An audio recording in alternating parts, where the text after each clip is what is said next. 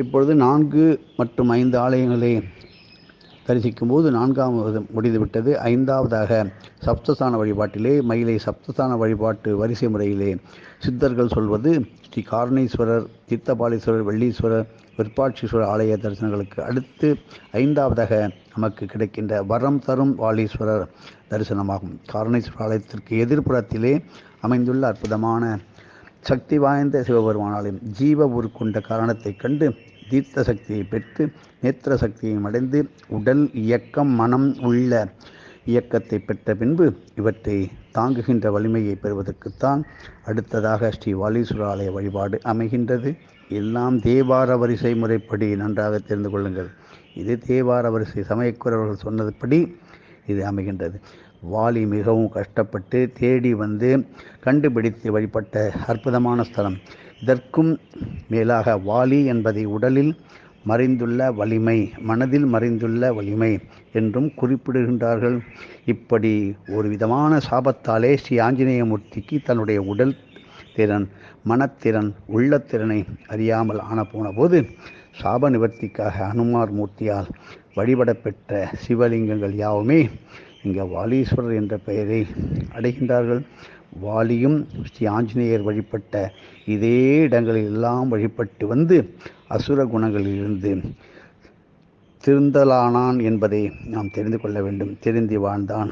குடும்பத்தில் நல்ல கௌரவம், சாந்தம், ஒற்றுமை துலங்கிட வழிபட வேண்டிய அற்புதமான ஸ்தலம் இந்த வாலீஸ்வர ஆலயம். நல்ல ஆரோக்கியம், மனவளம், தூய்மையான உள்ளத்தை அடைய உதவும் ஸ்ரீ வாலீஸ்வர ஆலய வழிபாடு மிக மிக முக்கியம். பெண்கள் தற்காப்பிற்கு வழிபட வேண்டிய மூர்த்தி இருட்டு, தீவினை தோஷங்கள், தீட்டு, திருஷ்டி, அக்னி மிதிப்பு, சடலம் போன்று பலவற்றைக் கண்டு அஞ்சுவோர்கள் இந்த ஸ்தலத்தில் வழிபட்டு வந்தால் நல்ல மனோதைரியம் உடனே கிடைக்கும். உயர் பதவியில் இருக்கின்றவர்கள் தங்கள் பதவிக்கு எதிராக வேலை செய்பவர்களின் சதித்திட்டம் பலிக்காமல் இருக்க வேண்டும் என்றால், பதவியை தக்க வைத்து கொள்ள வேண்டும் என்றால், சட்ட ஒழுங்கு என்பதை பூரணமாக நிலைபெற செய்யும் உயர் அதிகாரிகள் மீது அவதூறு பழி வராமல் இருப்பதற்கும், அறுவை சிகிச்சை செய்பவர்கள் சிறந்த வைத்தியராக தங்கள் துறையில் திகழவும், பிறர் உதவியின்றி தனித்தே நின்று தன் திறமையை காட்டுவதற்கும்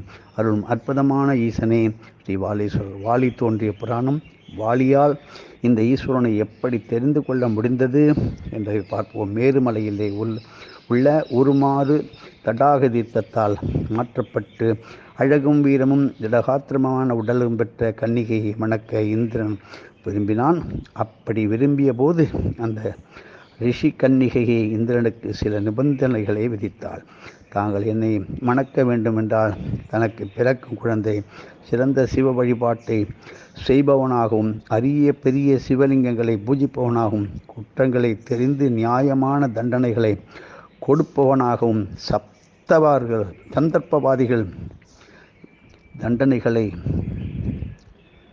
கொடுப்பவனாகவும், தன்னை காக்கும் முன் அவர்களை பற்றி தெரிந்து கொள்ளும், அதாவது சந்தர்ப்பவாதிகள் தன்னை காக்க வரும்போது அவர்களை பற்றி முன்னாடியே தெரிந்து கொள்ளும் நல்ல ஞானம், அறிவு, திறமை உடையவர்களாகவும், வைத்திய சித்தியையும் அடைந்து இறையுருள் பெற்ற கையாலேயே இறைவனடி சேரும் பாக்கியத்தையும் பெறும் குழந்தை எனக்கு அளிக்க முடியும் என்றால் தங்களை திருமணம் செய்து கொள்வேன் என்று சொல்கின்றாள். இந்திரனும் அப்படியே வாக்களித்து மணந்தான். இந்த இருவருக்கும் பிறந்த குழந்தைதான் வாலி. வாலி மிகுந்த பராக்கிரமத்துடன் வளர்ந்தான். தாய்தான் இவனுக்கு குரு.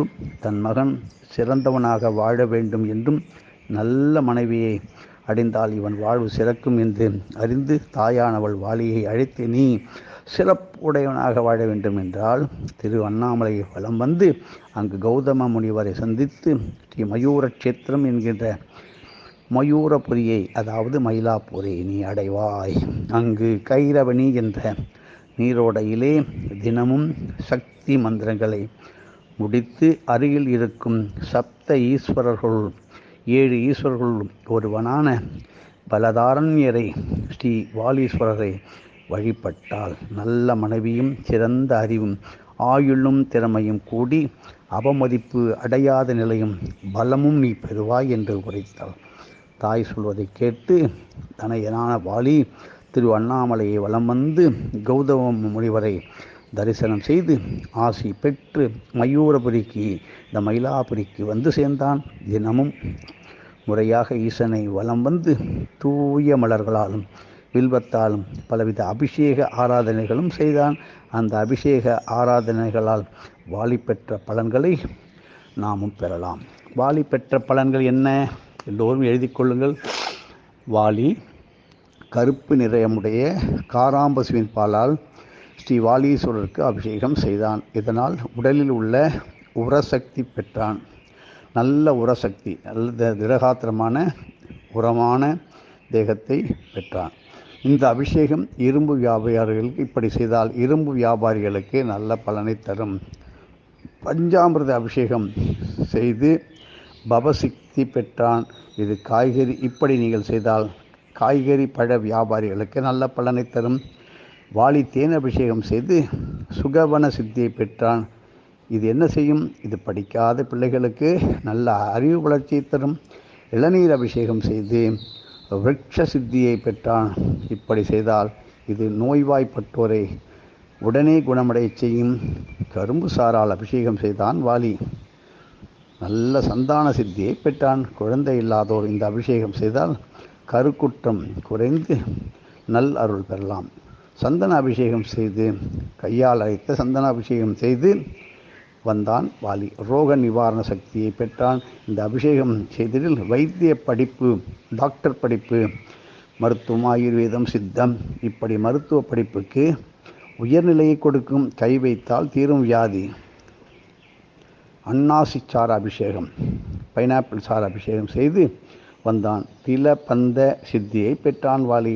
இப்படி நீங்கள் செய்தால், இப்படி அன்னாசி பழசாரில் செய்தால் காவல்துறையினருக்கு நல்ல இடமாற்றம் உடனே கிட்டும். எதிரிகளின் தாக்குதலில் இருந்து தப்பிப்பார். மாதுளம்பழ சாறை அபிஷேகம் செய்தான் வாலி. ராஜ்ய சித்தியை பெற்றான். இந்த அபிஷேகத்தை நாம் செய்தால் என்ன கிடைக்கும்? அரசியல் பதவிகளில் ஏற்ற இறக்கங்களில் வரும் கலக்கங்கள் குறையும். அன்னாபிஷேகம் செய்தான் வாலி. இந்த ஈசனை வணங்கி நல்ல மனைவியை அடைந்தான்.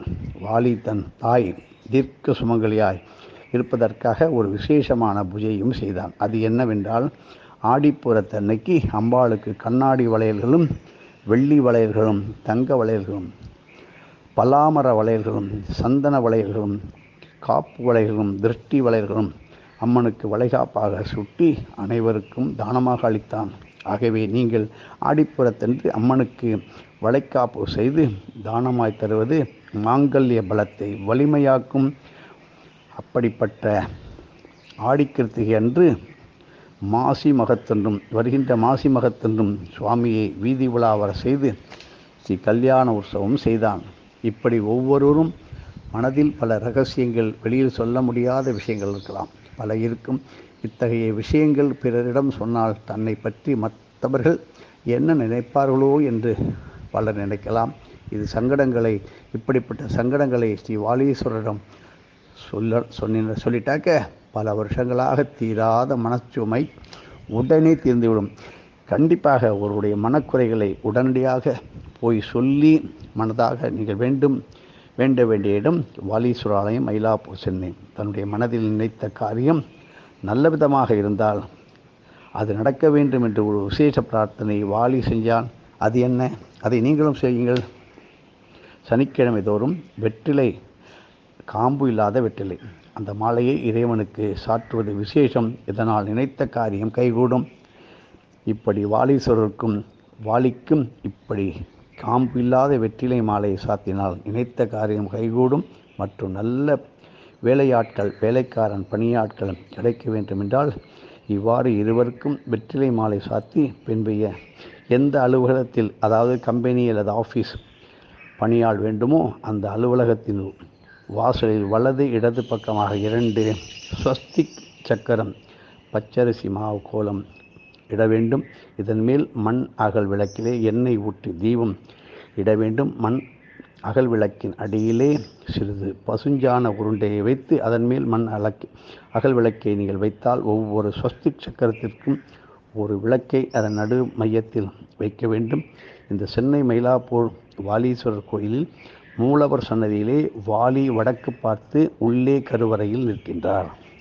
ஸ்ரீ வாலீஸ்வர சிவபெருமான் கிழக்கு, அம்பாள் தெற்கு மற்றும் வீரபாகு விநாயகர் வள்ளி தெய்வானையுடன் முருகர், பைரவர், ஸ்ரீ பாலதண்டாயுதபாணி, ஸ்ரீ சண்டிகேஸ்வரர், ஆஞ்சநேயர், ஐயப்பன், அருணகிரிநாதர், சனீஸ்வரர், நவகிரகங்கள், பஞ்சலிங்கங்கள், சூரிய சந்திரன், இப்படி நால்வர், சமயக்குறவர் நால்வர், இப்படியா ஆகிய மூர்த்திகள் தனித்தனியாக திருச்சன்னதி கொண்டும் ஸ்ரீ தட்சிணாமூர்த்தி, அண்ணாமலையார், ஸ்ரீ லிங்கோத்பவர், ஸ்ரீ பிரம்மாதுர்க்கை லிங்கோத்பவர் அருகில் பல்லியின் வடிவம் போன்ற மூர்த்திகளும் இங்கே இருக்கின்றார்கள். இப்படிப்பட்ட அற்புதமான ஒரு தரிசனத்தை அனைவரும் சேவித்தான அனைத்து அருளும் பெற வேண்டும். கண்டிப்பாக உங்களுக்கு வெற்றிக்கு மேல் வெற்றி கிடைக்கும். வாலீஸ்வரர் கோயிலே லிங்கோத்பவர் அருகில் உள்ள ஸ்ரீ பள்ளியை நீங்கள் தரிசனம் செய்ய வேண்டும். நிறைய பேர் இந்த பள்ளியை பார்ப்பதே கிடையாது. லிங்கோத்பவர் அருகில் உள்ள பள்ளியை தரிசனம் செய்ய வேண்டும். வரும் இன்னல்கள், சமையல் வேலை செய்பவர்களுக்கு உள்ள கஷ்டங்கள், நஷ்டங்கள் தீரும். இப்படி வாலீஸ்வரர் கோயில் உள்ள எந்த மூர்த்தியை வழிபட்டாலும் மற்ற கோயிலில் உள்ள மூர்த்திகளை வழிபடுவதை காட்டிலும் பல கோடி மடங்கு பலன் கிட்டும். இத்தலமானது முன்பொரு காலத்தில் பனைமரம் சூழ்ந்த வனமாக இருந்தது.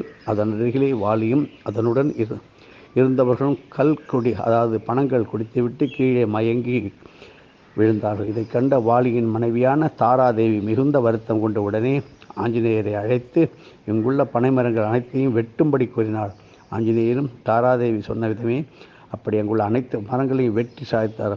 போதை மயக்கம் தெளிந்து எழுந்த வாலி பனைமரங்கள் வெட்டுண்டு கிடப்பதை கண்டு மிகுந்த கோபம் அடைந்து விட்டார். அவனது கோபத்தை கண்ட தாராதேவி, நான் தான் ஆஞ்சநேயரை வரவழைத்து வெட்ட சொன்னேன் என்று பல அறிவுரைகளை கூறி சாந்தப்படுத்தினாள். எனவே கஞ்சா, அபின் போன்ற மனதை மயக்கும் மதுபானங்களிலிருந்து விடுபட வேண்டும் என்று நினைக்கின்றவர்கள் ஸ்ரீ வாலீஸ்வரரை வழிபாடு செய்தால் நல்ல பலன் கிடைக்கின்ற வரப்பிரசாதமான திருக்கோயில். இக்கோயிலில் நின்ற நிலையிலே உள்ள முருகனாகிய ஸ்ரீ பாலதண்டாயுதபாணிக்கு செவ்வாய்க்கிழமையிலே செவ்வாய் குறையிலே செவ்வரளி மாலை சாத்தி தக்காளி சாதம் படைத்து அன்னதானம் செய்தால் மற்ற கோயில்களில் கிட்டும் பலன்களை காட்டிலும் 10 மடங்கு அதிகமான பலன் கிடைக்கும். அதாவது வாஸ்து சக்தியும் விருத்தியாகும். தொடர்ந்து பார்ப்போம். மயிலை சப்தஸ்தான வழிபாடு 6 மரகதாம்பாள் சமேத மல்லீஸ்வரர். ஓம்.